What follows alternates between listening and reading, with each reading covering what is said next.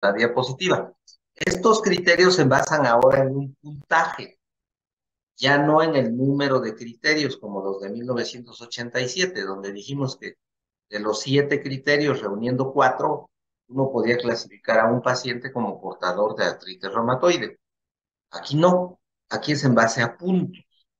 Y hay diferentes capítulos o ítems en donde se van dando una diferente calificación. ¿Ok? Esos ítems son, aquí están mencionados por las letras o incisos. La A, en primer lugar, la afectación articular. La B nos habla de serología, es decir, de estudios de laboratorio detectados en suero de los pacientes. La C también nos habla de la detección de reactantes de la fase aguda de la inflamación en el suero de pacientes. Y por último, el D habla de la duración de los síntomas. ¿Ok? En la afección articular, que es un parámetro esencialmente clínico, nos habla de el número de articulaciones afectadas o inflamadas. ¿Ok? Si el paciente nada más tiene una sola articulación grande inflamada, no se le da ningún punto. Como dice aquí, 0 puntos. Pero si ya tiene de 2 hasta 10 articulaciones grandes inflamadas, se le da un punto. ¿Ok? Ahora, si el paciente tiene de 1 a 3 articulaciones pequeñas inflamadas, tenga o no afectadas las articulaciones grandes, se le dan 2 puntos. ¿Ok? Si tiene de 4 a 10 articulaciones pequeñas inflamadas, tenga o no afectadas las articulaciones grandes, se le dan 3 puntos. Si tiene más de 10 articulaciones inflamadas, fueren grandes o fueren pequeñas, pero al menos una articulación pequeña está inflamada, se le dan 5 puntos.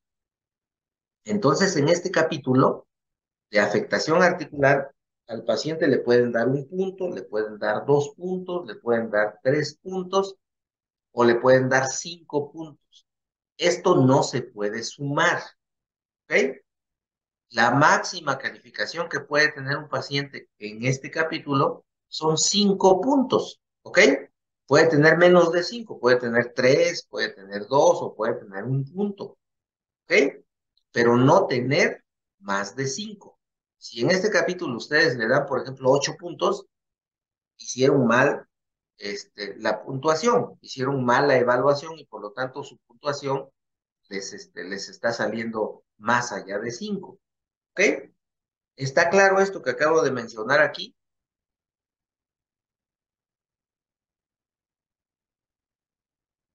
Bien. En el capítulo B habla de la serología que van a encontrar ustedes a través de estudios de laboratorio. Se necesita al menos un resultado para poder clasificar al paciente. Si el factor reumatoide está negativo y los anticuerpos apéptidos citrulinados también están negativos, no se le da ningún punto, tiene 0 puntos. Si tiene un factor reumatoide positivo a títulos bajos y también IO, unos anticuerpos apéptidos citrulinados cíclicos, también a títulos bajos, se le dan 2 puntos. Si tiene factor reumatoide positivo a títulos altos y/o anticuerpos apéptidos citrulinados cíclicos también a títulos altos, se le dan 3 puntos. Igual que en el anterior capítulo, aquí la máxima calificación puede ser 3 puntos. No se suman. Puede tener 3 o puede tener 2, pero no vayan a decir que en este capítulo el paciente tiene 5. ¿Ok? Es importante aquí mencionar. Puede ser uno de los dos estudios de laboratorio o los dos, el que ustedes quieran, puedan hacerle al paciente, ¿ok? Ya sea el factor reumatoide o ya sea los anticuerpos apéptidos citrulinados. Si tiene los dos, de todas maneras, se toma en cuenta como cualquiera de los dos positivos, ¿ok? En el inciso C o en el capítulo C, tenemos a los reactantes de fase aguda de la inflamación, igual. El anterior se necesita al menos un resultado para la clasificación. ¿Ok? Si la PCR y la velocidad de sedimentación globular es normal o se reporta normal, no se le da ningún punto. Si la PCR o la velocidad de sedimentación globular están elevadas, o ambas cosas están elevadas, se le da un punto. ¿Ok? Y por último, en el capítulo D, habla de la duración de los síntomas. Si los síntomas tienen menos de 6 semanas de duración, no se les da punto, de 0 puntos.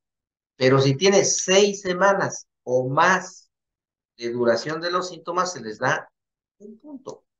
Entonces, estos criterios de clasificación están basados, como los dije en un principio, en una puntuación.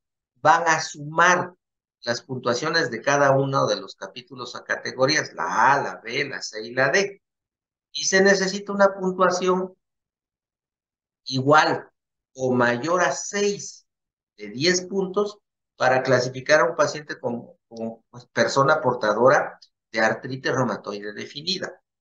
Entonces, lo máximo que ustedes le pueden dar a un paciente aplicando estos criterios de clasificación son 10 puntos. Vamos a verlos. Aquí lo máximo son 5 puntos, no pueden dar más. Aquí lo máximo son 3 puntos, no pueden dar más, ya ven 8. En el inciso C, lo máximo que pueden dar es un punto, ya van 9. Y en el D, lo máximo que pueden dar es un punto, son 10 puntos. Un paciente puede tener menos de 10, pero no más de 10. ¿Ok? Ustedes pueden ir, ¿cómo se llama? Sumando sus puntos y teniendo 6 puntos, 7, 8, 9 o los 10, ya pueden clasificar a una persona como portadora de artritis reumatoide definida. ¿Ok? Ahora, les había dicho ayer que los anteriores criterios se habían abandonado durante algún tiempo, porque creímos que estos eran los más actuales, los mejores, etcétera. Pero con el paso del tiempo nos fuimos dando cuenta que estos no servían mucho para pacientes en estadios tempranos, ¿sí? Los anteriores no, ¿ok? Y entonces los anteriores nos dimos cuenta que eran más fáciles de aplicar, o por lo menos para algunos médicos, era más fácil de aplicar los anteriores que estos. Entonces ahora estamos manejando los dos. Sí, podemos manejar estos o podemos manejar los otros. Nada más que los anteriores son para pacientes que ya tienen más tiempo de evolución con la enfermedad. Estos sí son muy útiles para pacientes que tienen poco tiempo de evolución con la enfermedad. De todas maneras, ahí está, yo les presento los dos. ¿Ok? Cualquiera de los dos criterios o de las dos clasificaciones son útiles. ¿Ok? ¿Preguntas de esto? No, doctor. Vale. Bien. Entonces ya, ustedes ya comprueban, ya corroboran de que su paciente.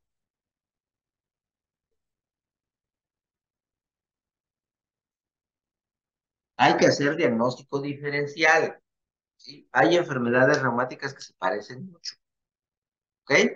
Y la artritis reumatoide no es la excepción. Siempre hay que hacer diagnóstico diferencial con otras enfermedades. Particularmente, se confunde mucho con la osteoartrosis. Ya se los había dicho. Mucho cuidado con eso. ¿Ok? Pero recuerden, la osteoartrosis en la mayoría de los casos se presenta de una manera más lenta, más crónica, sin muchos años de evolución. Son pacientes ya de mayores de edad, ¿sí? Adultos mayores. La artritis reumatoide no, es de personas más jóvenes, es una poliartritis, es decir, que se inflaman muchas articulaciones. Pero también hay otras enfermedades que pueden confundirse con artritis reumatoide. Y aquí en esta diapositiva ustedes están viendo a varias: el lupus, la escleroderma, las espondiloartritis, la gota, etcétera. Entonces hay muchas enfermedades que se pueden confundir con artritis reumatoide, aunque muchas de estas que están mencionadas en la diapositiva pues son raras, son enfermedades que no van a ver frecuentemente. La artritis reumatoide sí, ¿ok? Aquí está únicamente es para que vean cómo se detecta el factor reumatoide en diferentes enfermedades reumáticas. Sí es cierto, la artritis reumatoide, pero también en la artritis idiopática juvenil, también en algunos casos de artritis, ¿cómo se llama? De artritis reactiva, en el lupus eritematoso, en el Sjögren, en diversas enfermedades reumáticas el factor reumatoide también puede estar positivo. O en enfermedades no reumáticas, como estas que están mencionadas acá. Eso ya lo habíamos platicado cuando tocamos el tema del laboratorio en enfermedades reumáticas. ¿Ok? Vean ustedes, en procesos infecciosos como estos que están acá, en enfermedades pulmonares como estas otras que están aquí mencionadas, o en diversas enfermedades misceláneas, ¿sí? El propio cáncer, por la propia edad, etcétera. ¿Ok? Eso ya lo vimos. Esto es lo mismo. Bien, ya teniendo entonces el diagnóstico de artritis reumatoide, ¿qué le van a hacer al paciente? ¿Cuál es el tratamiento? ¿Sí? Seguramente en varias materias o en otras áreas de la medicina, ustedes han platicado con sus doctores, con sus maestros, acerca de los objetivos de tratamiento, dar tratamiento por objetivos.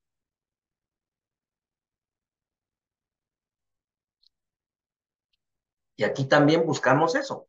Tenemos objetivos que cumplir cuando damos tratamiento. En primer lugar, pues es aliviar el dolor. El paciente se está quejando de dolor en las articulaciones. Eso es un asunto muy importante para que el paciente empiece a mejorar, empiece a tener una buena evolución. Segundo, y no menos importante que aliviar el dolor, es la disminución de la inflamación, porque a final de cuentas la inflamación que se está presentando en las articulaciones, pues es la causa del dolor que tienen los pacientes. Tercero, otro de los objetivos es proteger las estructuras o las articulaciones, es decir, que no se deformen y evitar las secuelas que puede tener un mal tratamiento o una mala evolución del padecimiento. Cuarto, mantener la función de las articulaciones o del aparato músculo-esquelético o de otros órganos o sistemas que pudieran estar afectados. Y quinto, controlar las manifestaciones sistémicas o extraarticulares de la enfermedad. Estos son los 5 objetivos que perseguimos cuando damos tratamiento en artritis reumatoide. Y recuerden, porque lo dijimos en la evolución, perdón, en la definición, es una enfermedad progresiva, es una enfermedad que va avanzando y nosotros tenemos que incidir, tenemos que intervenir rápidamente para que esa enfermedad no avance. Entre más avance la enfermedad, mayor va a ser el daño que van a tener las pacientes en sus articulaciones. ¿Ok? Y para eso, como hemos visto, pues hay un manejo farmacológico y un manejo no farmacológico. Dentro del manejo no farmacológico, otra vez, educación al paciente, hay que decirle la naturaleza de su padecimiento, cuál puede ser el pronóstico, qué esperamos con el tratamiento para que el paciente esté enterado de su enfermedad y sea lo más apegado al tratamiento. Como en muchas otras enfermedades crónicas, los pacientes reumáticos no son tan apegados a su tratamiento. Es como el diabético, el hipertenso. Se sienten bien y suspenden el tratamiento. Lo mismo puede pasar acá. La familia es importante que esté enterado de esto para que le ayuden al enfermo a apegarse al tratamiento, a seguir las indicaciones del médico, del fisioterapeuta, de todo aquel que participe en el manejo del paciente con artritis reumatoide. Otra parte del manejo no farmacológico es la fisioterapia. Mantener las articulaciones lo mejor posible, que tengan una buena estructura articular, que tengan una buena movilidad de sus arcos articulares, ¿ok? Ahí nos tenemos que apoyar en profesionales de esta área, médicos especialistas en fisioterapia, licenciados en medicina física. Tenemos que irnos apoyando de ellos para que se logre ese objetivo. Y por último, si el paciente por la evolución de la enfermedad, por el retraso en su tratamiento, por la propia evolución de la enfermedad, llegar a necesitar intervenciones quirúrgicas por el área de ortopedia, pues tenemos que apoyarnos con ellos para una prótesis articular, para aliviar el dolor a través de una cirugía, etcétera. Lo que sea necesario, pues se tendrá que hacer. ¿Ok? Aquí está un ejemplo, el uso de ortesis, en este caso una férula de reposo, el uso de un bastón, fortalecimiento muscular, mantener las articulaciones en sus arcos de movilidad lo mejor posibles. Y por último, pues está una parte muy importante en el manejo del paciente con artritis reumatoide, que es el manejo farmacológico, ¿ok? Y ahí pues están diferentes fármacos que ya inclusive he platicado con ustedes, ya los hemos visto, ¿ok? Les decía hace algunas clases que el tratamiento en la antigüedad, no muy lejana, de la artritis reumatoide era un tratamiento piramidal y siempre nos ponían los maestros esta pirámide de tratamiento y nos decía que la base del tratamiento para la artritis reumatoide era pues una buena historia clínica, un correcto diagnóstico, la educación, probablemente la fisioterapia. Si con eso no había una buena respuesta, pues entonces iniciábamos con antiinflamatorios, ¿ok? Si después de eso no había buena respuesta, pues pasábamos a las drogas de acción lenta o también llamados fármacos modificadores de la enfermedad, ¿ok? Y por último, si no había una buena respuesta, pues entonces pasábamos a la cúspide de la pirámide con las nuevas drogas que se tenían en su momento para el manejo de artritis reumatoide. A través del tiempo, pues podíamos utilizar corticosteroides, analgésicos, la cirugía, pero cuando llegábamos hasta la punta de la pirámide, ya tenía mucho tiempo de evolución el paciente. Ya habían pasado muchos meses y no habíamos iniciado fármacos modificadores de la enfermedad, por ejemplo. Y entonces ya habíamos perdido tiempo valioso. Y entonces esto obligó a que los expertos dijeran, no, estamos tratando mal la artritis reumatoide. Y dijeron así de una manera muy simplista, volteen o pongan de cabeza la pirámide. Y lo que antes estaba hasta el último, ahora va a ser lo primero. De tal manera que en la actualidad la sugerencia, lo que dicen las guías de tratamiento es, tú estás haciendo diagnóstico de artritis reumatoide hoy y hoy estás iniciando fármacos modificadores de la enfermedad, ¿sí? Y como platicábamos cuando hablábamos de las drogas o de los fármacos que utilizamos en las enfermedades reumáticas, inclusive en algunos otros países, países ricos, países del primer mundo, el primer esquema de tratamiento incluye los agentes biológicos, ¿sí? En nuestro país, pues no nos podemos dar ese lujo. Nuestro país es un país pobre, es un país que tiene un sistema de salud defectuoso, que no provee realmente de fármacos a la gran mayoría de los pacientes. Pues no nos podemos todavía decantar por iniciar con un agente biológico, por ejemplo. ¿Sí? Yo se los ponía de ejemplo cuando vimos esos temas o ese tema. Les decía, si a mí me da artritis reumatoide, yo le diría a mi reumatólogo, iníciame un agente biológico de una vez, ¿ok? Entre más pronto ataquemos la enfermedad, mejor va a ser el pronóstico. Pero vuelvo a repetir, nuestro país no está para eso todavía.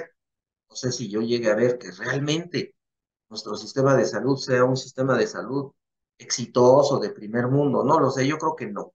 Yo creo que no me va a dar el tiempo, la vida para que yo vea eso. Mientras tanto, pues sí tenemos que actuar de una manera ética y tratar correctamente a los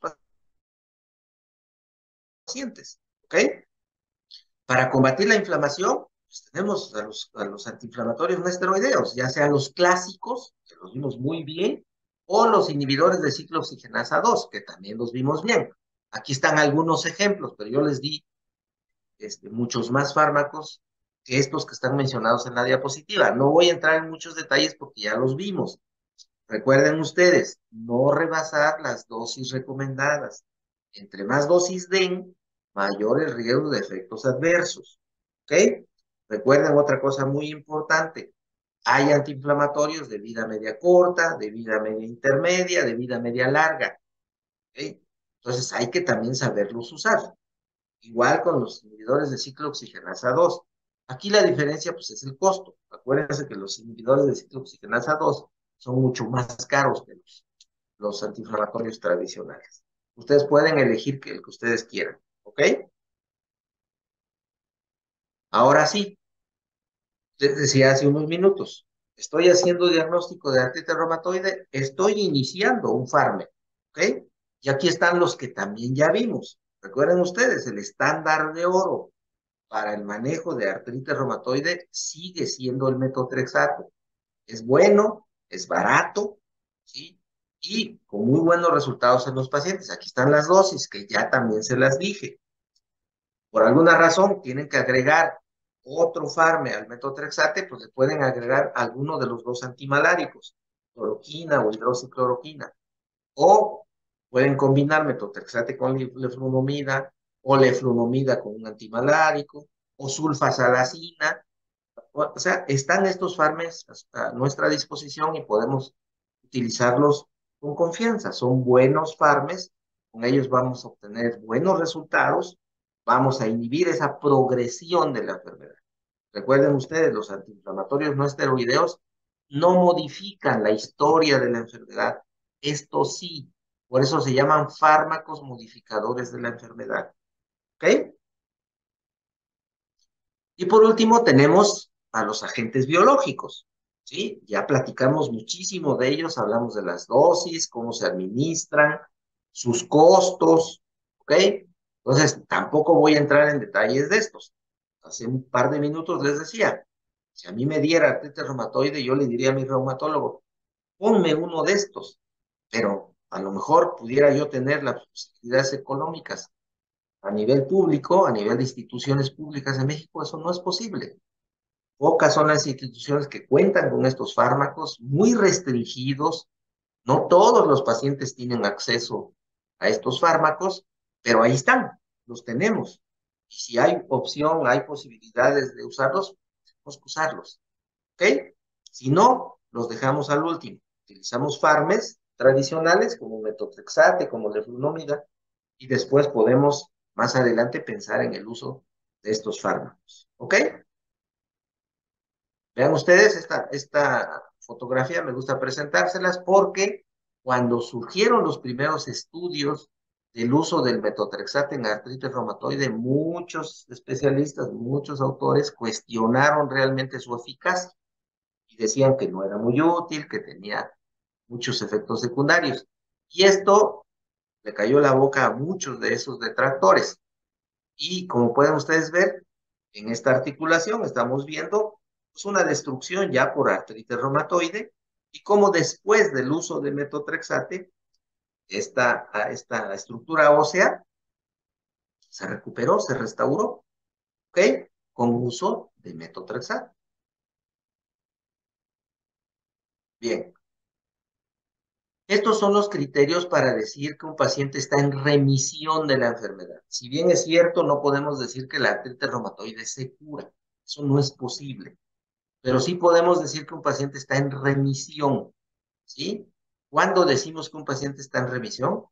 Cuando su rigidez matutina no sea más allá de 15 minutos, cuando no haya fatiga, cuando no haya dolor articular, cuando el paciente no tenga dolor al momento de que nosotros presionemos o movamos sus articulaciones. Quinto, que no haya inflamación de las articulaciones. Sexto, que su velocidad de sedimentación globular sea menor de 30 milímetros por hora en las mujeres y menor de 20 milímetros por hora en los varones. Si tiene 5 o más, es decir, 6 criterios durante 2 meses consecutivos, decimos que el paciente está en remisión clínica. No decimos que está curado, decimos que hay remisión de la enfermedad. ¿Ok? Y eso pocos pacientes desafortunadamente lo logran, pero ese es otro de los objetivos que nosotros debemos perseguir, lograr la remisión. de la enfermedad en artritis reumatoide. ¿Ok? ¿Preguntas? No, doctor. No son imágenes nada más, esto es una artrocentesis. Aquí se está obteniendo líquido sinovial de una rodilla inflamada. Como pueden ver ustedes, el líquido sinovial es amarillo intenso, nos habla de un proceso inflamatorio dentro de la articulación. Esto es una infiltración, seguramente de un glucocorticoide dentro de una articulación para inhibir la inflamación. Esta es una férula de reposo para evitar las deformidades. Esta es para tratar de limitar la desviación cubital. Y esto finalmente pues es una prótesis. Son prótesis, cuando ya la enfermedad ha afectado mucho las articulaciones. ¿Ok? Esta la vieron hace poquito. Bien. Nos vemos el día lunes. El lunes vamos a empezar con lupus eritematoso generalizado. ¿Ok? Sí, doctor. Sí, doctor.